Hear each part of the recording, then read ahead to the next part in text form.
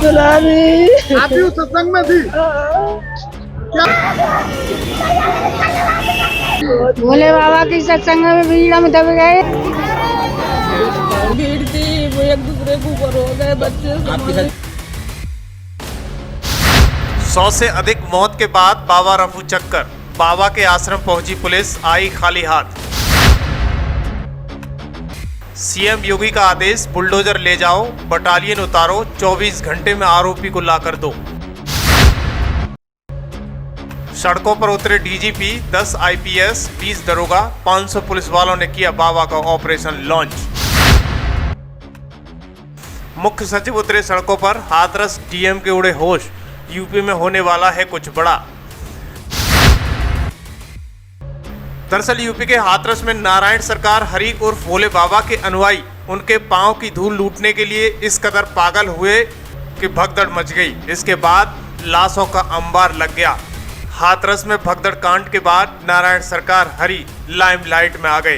कल तक गुमनाम इस बाबा के रहस्य धीरे धीरे अब सामने आ रहे हैं। प्राइवेट आर्मी, आश्रम में किलेबंदी, डिजाइनर कपड़े, जूते, महंगे चश्मे, गोल्डन घड़ी, बाबा को लेकर ऐसी बातें सामने आ रही हैं। सवाल ये उठ रहा है, क्या बाबा धर्म के नाम पर धंधा चला रहा था? दरअसल हाथरस का आरोपी कहीं पाताल में भी छुप जाए या किसी ताकतवर इंसान के संरक्षण में आ जाए, उसे यूपी पुलिस कहीं से भी ढूंढ निकालेगी, क्योंकि यूपी पुलिस ने मुख्य सचिव और डीजीपी को साफ साफ कह दिया है कि उसके पास सिर्फ 24 घंटे हैं। मुख्य सचिव का बयान बताते हैं कि सीएम योगी बेहद गुस्से में हैं। उन्हें हर हाल में आरोपी चाहिए।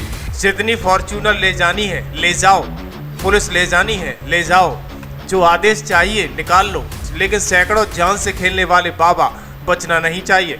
आधी रात को ही यूपी पुलिस सड़कों पर उतर गई, डीजीपी सड़कों पर आ गए। जैसे ही हादसे की खबर मिली, लखनऊ से सीधा हाथरस के लिए रवाना हो गए। यहाँ तक कि यूपी एसटीएफ भी अधिकारियों को उतारने की कोशिश कर रही है। सवाल ये, क्या यूपी पुलिस या सुरक्षा पर बाबा को नहीं था भरोसा? दरअसल प्राइवेट आर्मी पर थी सत्संग की सुरक्षा व्यवस्था, परिवहन, पार्किंग, पानी आदि की व्यवस्था सुनिश्चित करती थी। सेवादारों की आर्मी में महिलाएं भी शामिल होती हैं। जहाँ भी कथा का आयोजन होता है, वहाँ मैदान की सफाई का कार्य महिला सेवादारों के द्वारा किया जाता है। वहीं पुलिस हाथ में बेंत लेकर सीटी बजाते हुए परिवहन और सुरक्षा की व्यवस्था सुनिश्चित करते हैं। आश्रम की भव्यता, इसकी किलेबंदी, इस कथित आश्रम के सारे गेट बंद रहते हैं। हर दरवाजे पर पहरा रहता है। बाबा के काफिले में पहले करीब 2 दर्जन बाइक पर सवार लोग गुजरते हैं। इसके बाद फिर महंगी गाड़ियों का काफिला आता है और फिर काफिले के पीछे गाड़ियां भी होती हैं, जिनमें से किसी एक में बाबा होता है। कहने को तो ये एक धर्म गुरु है, लेकिन उनके साथ गुजरते काफिले को देखकर आप खुद अंदाजा लगा सकते हैं कि इनका रुतबा क्या होगा। क्या सैकड़ों लोगों के नाम एफआईआर होने वाली है? दरअसल सीएम योगी की टीम इस पर काम कर रही है। आगे इस तरह की घटना न होनी चाहिए। इसके अलावा अलग अलग राज्यों के टीएम और एसडीएम के लिए नई गाइडलाइंस जारी कर दी है।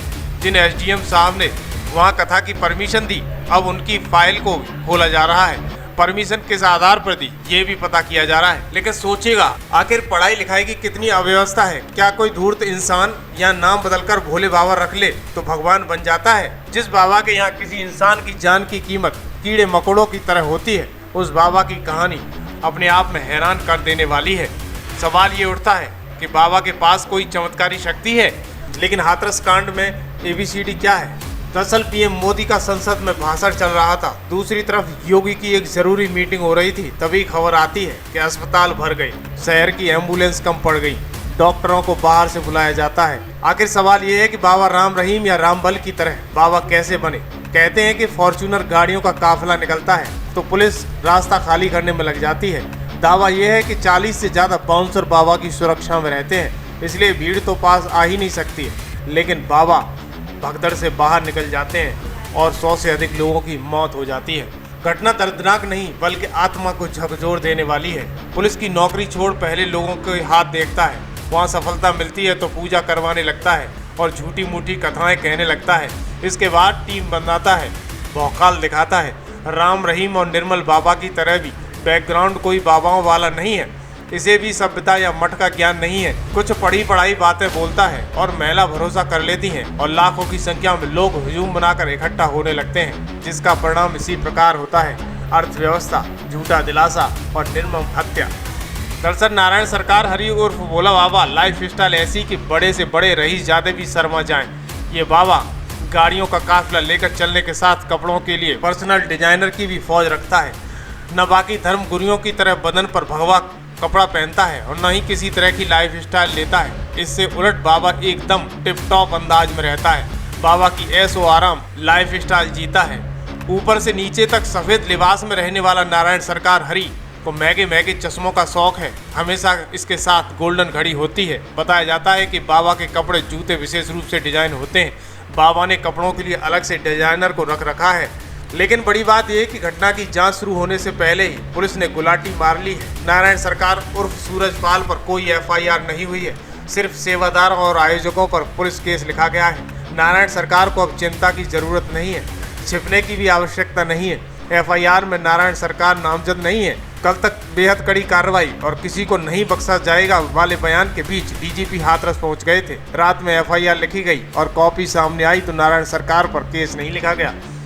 लेकिन बाबा का काफिला और बाबा का ये अंदाज आपको समझने के लिए काफ़ी है कि जो शख्स खुद को परमात्मा में लीन बताता है वो कैसे भौतिक सुखों में लीन रहता है। नारायण हरि उर्फ भोला बाबा के अनुयायी किस भगवान की पूजा करते हैं इसका भी साफ साफ पता नहीं चलता है। आपको ये भी बता दें कि भोले बाबा के समर्थक नमस्ते की जगह परम पिता परमेश्वर की संपूर्ण ब्रह्मांड में सदा सदा के लिए जय जयकार हो कहते हैं। टिप टॉप अंदाज में रहने वाले भोले बाबा उर्फ नारायण सरकार हरि हाथरस में अपनी स्वैग के साथ समागम के स्थल से निकल गए, लेकिन पीछे छोड़ गए एक ऐसी भीड़ जो उनकी भक्ति में इस कदर लीन हो जाती है कि उनके पांव की धूल जमा करने के लिए टूट पड़ती है और देखते ही देखते लाशें बिछ जाती हैं।